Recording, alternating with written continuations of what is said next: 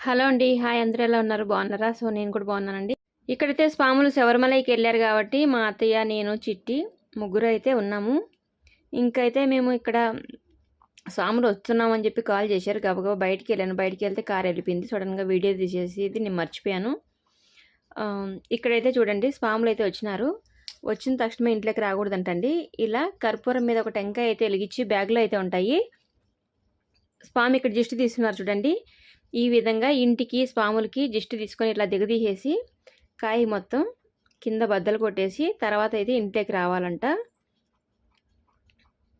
So స్వామివారి దర్శనం ఎలా అయిందో స్వాములను అయితే అడుగుతున్నాను నేను. అడిగేపాటికే చుక్కలు చూపించారు అయ్యప్ప స్వామి అయితే చెప్తున్నారు. హర్ష అయితే పర్వాలేదు, బాగానే ఉన్నాడండి. వాళ్ళ డాడీ స్వామికి అయితే కాళ్ళు మొత్తం ఊదిపోయినాయి, నడవడానికి కూడా అవ్వట్లేదు.